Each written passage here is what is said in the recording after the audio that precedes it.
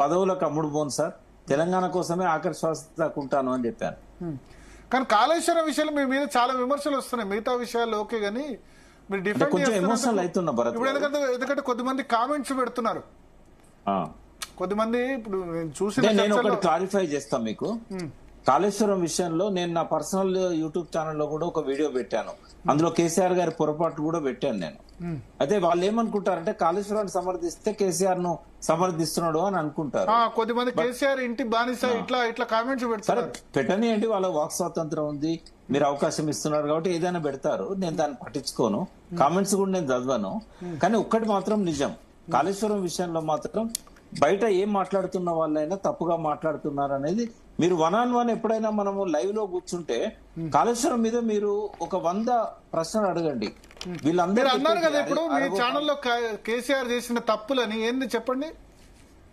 కేసీఆర్ గారు ఇప్పుడు పీసీ ఘోష్ నివేదికలో నుంచి మనము బయటికి తీసిన కొన్ని ఏవైతే ఇప్పుడు కొటేషన్స్ గాని వాళ్ళు పేరాలు గాని ఉన్నాయో వాటిలలో కొన్ని కనబడుతున్నాయి మనకు. అయితే అవి ఇంటెన్షనల్ గా కేసీఆర్ చేసిండా అని నేను అనుకోవట్లేదు. ఉదాహరణకు మే నెలలో నీళ్లను విడుదల చేయొద్దని కేసీఆర్ అన్నాడు అని ఓఎండ్ఎం వాళ్ళు చెప్పారు. నాగేంద్ర బాబు గారు అనుకుంటా, నాగేంద్రరావు గారు. అంటే అది ఎక్కడ ఘోష్ గారి ముందు చెప్పారు. మాకు రిపేర్లు చేసుకోవడానికి ఉన్న సమయం మే నెలలనే, బట్ ఆయన వదలొద్దు అన్నాడు అని అన్నాడు.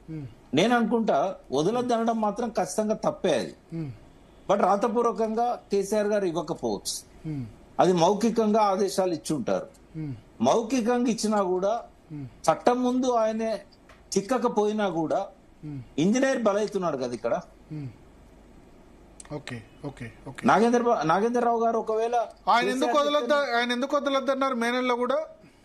ఆయన ఏమో ఎందుకు వదలొద్దు అన్నాడంటే ఇప్పుడు అవి లిఫ్ట్ చేసుకున్నట్టయితే కొన్ని నాట్ల కోసం వానలు లేట్ అయితే జూన్ లోనే అవసరం అయితే అని వదలొద్దు, జూన్ లో అవసరం అయితే అని చెప్పి తాగునీటికి కూడా హైదరాబాద్ కొన్ని కష్టాలు వచ్చినాయి ఆ టైంలో, 2021-22 ఆ టైంలో.